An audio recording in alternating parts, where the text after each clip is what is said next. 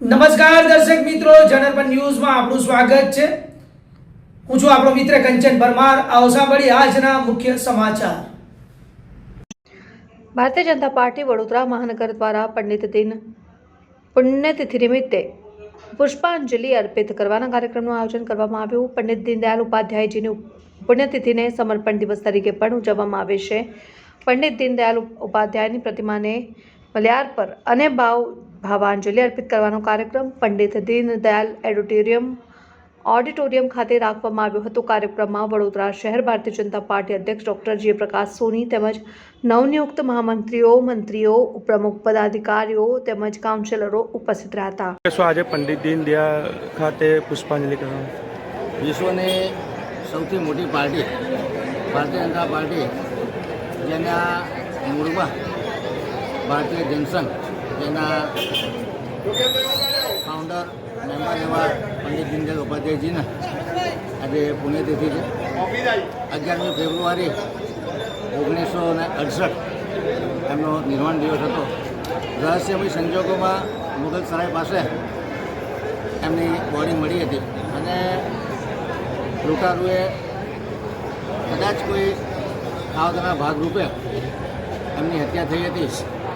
પંડિત દીનદયાળ ઉપાધ્યાયજી લખીમપુરના સહપ્રાંત પ્રચારક તરીકે કામ કર્યું। ત્યારબાદ પ્રાંત પ્રચારક બન્યા। કન્ટિન્યુઅસ 15 વર્ષ સુધી ભારતીય જનતા મહામંત્રી અને પદ પ્રમુખ પણ બન્યા।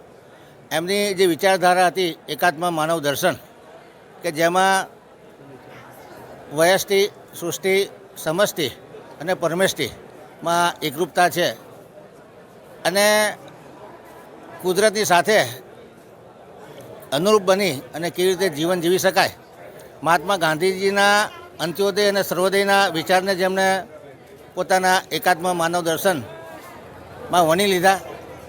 આજે એકાત્મ માનવ દર્શનના વિઝનના આધારે ભારતીય જનતા પાર્ટીની સરકારો કામ કરી રહી છે અને ભારતના આર્થિક, સામાજિક, રાજકીય પટલ પર આપણે આમૂલ પરિવર્તન જોઈ રહ્યા છે। એમના આપેલા સિદ્ધાંતોના આધારે આજે માનનીય વડાપ્રધાન શ્રી નરેન્દ્ર મોદીજી જે અંત્યોદયનું કામ કરી રહ્યા છે, ખાસ કરીને ગરીબોના ઉત્કર્ષ માટે, છેવાડાના માનવીઓ માટે જે યોજનાઓ અમલમાં મૂકવામાં આવી છે, ખાસ કરીને આયુષ્માન હોય, પ્રધાનમંત્રી આવાસ યોજના હોય, ઉજ્જવલા યોજના હોય, શ્રમ કૌશલ યોજના હોય, આ તમામ યોજનાઓ ભારતને અનુરૂપ અને ભારતમાં આવનારા તમામ ગરીબો માટે મૂકવામાં આવી છે। આજે કહેતા આનંદ થાય કે ભારતીય જનતા પાર્ટીની સરકારોમાં 25 કરોડ કરતાં વધુ લોકો ગરીબી રેખાથી ઉપર આવી શક્યા છે।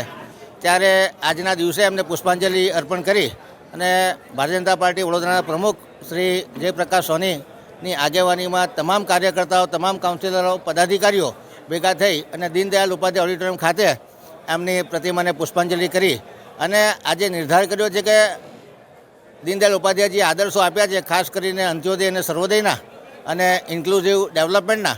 ત્યારે આજે આપણે જે વોકલ ફોર લોકલ અને local for global, make in ઇન્ડિયાના નારાને આજે આપણે બુલંદ બનાવીએ। 2047 સુધીમાં ભારત એક વિકસિત રાષ્ટ્ર બને એ માટે સૌનો સાથ, સૌનો વિકાસ, સૌનો વિશ્વાસ અને સૌનો પ્રયાસના સૂત્રને ચરિતાર્થ કરીએ। આજે ભારત દુનિયાનો સૌથી યુવાન દેશ છે, ત્યારે એકાત્મ માનવ દર્શન ખરેખર આપણને માટે એક પથદર્શક અને માર્ગદર્શક બની રહે એવી ડૉક્ટ્રીન છે, જેને આપણે ફોલો કરીએ। આજે પંડિત દીનદયાળ ઉપાધ્યાયજીના ચરણોમાં વંદન કરી અને એમના આપેલા આદર્શો પર ચાલવાની કોશિશ કરીએ। આજે સદ્ય પંડિત દીનદયાળ ઉપાધ્યાયજીની પુણ્યતિથિ છે। ભારતીય જનતા પાર્ટી વડોદરા મહાનગર આ પુણ્યતિથિને સમર્પણ દિવસ તરીકે ઉજવવાનું નક્કી કર્યું છે। આજે સવારે કાશી વિશ્વનાથ મહાદેવ મંદિર ખાતે ઓબીસી મોરચા દ્વારા પૂજા અર્ચના કરીને ગૌ માતાને ઘાસ ખવડાવવાનું પુણ્યનું કામની શરૂઆત કરી। ત્યારબાદ અહીંયા દીનદયાળ ઓડિટોરિયમ ખાતે પંડિત દીનદયાળ ઉપાધ્યાયજીની પ્રતિમાને માલ્યાર્પણ કરવાનો કાર્યક્રમ અને સાંજે મહાનગર કાર્યાલય ખાતે પંડિત દીનદયાળજીના જીવન પર વક્તવ્ય, આવા અનેક પ્રકારના કાર્યક્રમોનું આજે આયોજન કર્યું છે। પંડિત દીનદયાળજીનું જે ચિંતન હતું, એકાત્મ માનવ દર્શન અને અંત્યોદય, આ બંને ચિંતન એ માનવ જીવનને ઉચ્ચ મૂલ્યોથી આગળ વધારવા માટેનું હતું, માનવ જીવન માટે આદર્શ હતું। આપણે આમના મૂલ્યોને, એમના ચિંતનને ગ્રહણ કરીને માનવ જીવનને આપણે સારામાં સારું એમની સેવાનું કામ કરીએ એ જ સૌની પાસેથી અપેક્ષા છે.